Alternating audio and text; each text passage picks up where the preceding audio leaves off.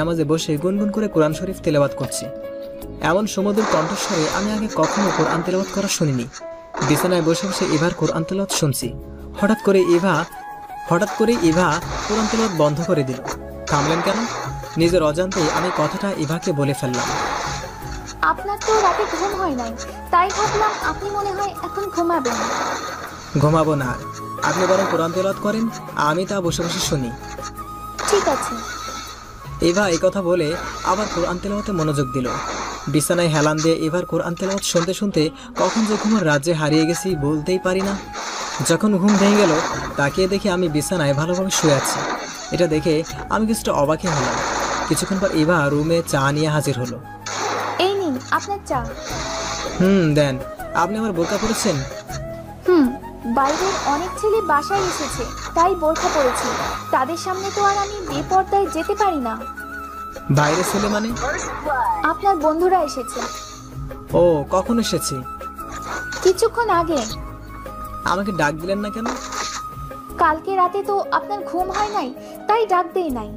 কি হলো, চা না খেয়ে কোথায় যাচ্ছেন? বন্ধুদের কাছে। চাটুকু খেয়ে যান, ওনারা তো বাগানে বসে আছে। পরে খাবো, আগে ওদের সাথে দেখা করতে হবে। এই বলে রুম থেকে বাইরে হয়ে সোজা বাগানে চলে আসলাম। বাগানে আসার পর সব বন্ধুরা আমার দিকে এমনভাবে তাকাচ্ছে যেন আমি মনে হয় ভিন্ন গ্রহের প্রাণী, ভুল করে এখানে চলে এসেছি। কি ব্যাপার, তোরা সবাই আমার দিকে এভাবে তাকিয়ে আছিস কেন?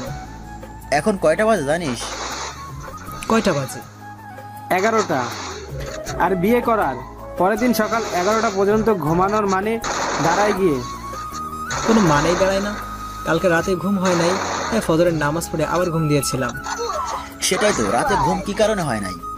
আর কি বললি, ফজরের নামাজ পড়ে ঘুমিয়েছিলি? বাহ, ভাবি তো দেখি প্রথম দিন থেকেই তোকে মানুষ করতে লেগে পড়েছে। কেন বেটা, আমি আগে মানুষ ছিলাম না? আর এখানে তোর ভাবের প্রসঙ্গ কই থেকে আসলো? ছিলি, তবে সম্পূর্ণ না, কিছুটা কমতি ছিল। আচ্ছা, এসব কথা এখন বাদ দে, আর বল তোরা কখন এসেছিস? 1 ঘন্টা আগে। ও, ভাবিরা আসে নাই? আসছে, ভিতরে আসে ওরা। ও, আসলে বন্ধুদের মধ্যে আমি সর্বশেষ বিয়ে করলাম। এই নিন আপনার চা। এবার চা নিয়ে বাগানে হাজির হলো। কিরে, তোরা চা খাসনি এখনো? খাইছি, তবে ভাবির হাতে চাটা না অনেক সুন্দর, তাই আবার নিয়ে আসতে বলছিলাম। ও, কি যে বলেন ভাইয়া। সত্যি ভাবি, অনেক সুন্দর আপনার হাতের চা। শাহরিয়ার, তোমার ভাগ্য কিন্তু অনেক ভালো। কথাটা কে বললো তা জানার জন্য পিছনে ঘুরলাম। ঘুরে দেখি বন্ধুদের সব বউগুলা দাঁড়িয়ে আছে। এই শাহরিয়ার, ইভা কিন্তু অনেক ভালো একটা মেয়ে। একমাত্র ইভাই পারি তোমাকে ঠিক করতে। শয়তান ছেলে।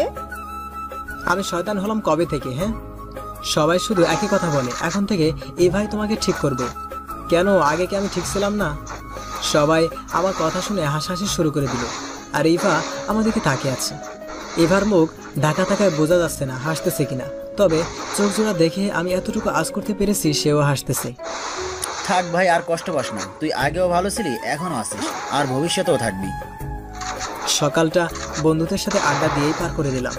বিকালে এবার বাসা থেকে লোক আসলো আমাদেরকে নিয়ে যেতে। আমার তো একদমই যেতে ইচ্ছা করছে না, কিন্তু কি করব, মায়ের কারণে যেতে হচ্ছে। এবারের বাসায় পৌঁছানোর পর রুমে একা একা বসে আছি, কিছুই ভালো লাগছে না। রুমের বাইরেও যেতে পারছি না, মেহমান দিয়ে বাসাটা ভর্তি। কিছুক্ষণ পর এবার ছোট বোনের আগমন ঘটলো রুমে। ইচ্ছি, তোমার নাম কি? ভাইয়া, আপনি আমার নাম জানেন না? না। আমার নাম ঈশিতা।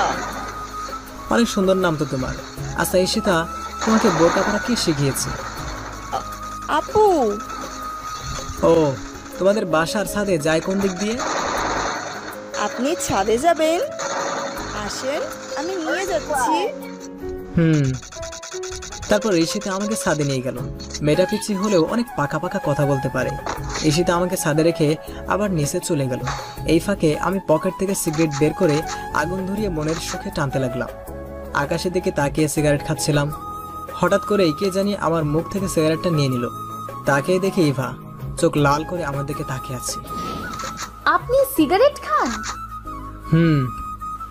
জানেন না সিগারেট শরীরের জন্য ক্ষতিকর? জানি। তাহলে খান কেন? ভালো লাগে তাই। আপনি জানেন না ধূমপান হারাম, কারণ তা খবিস দ্রব্য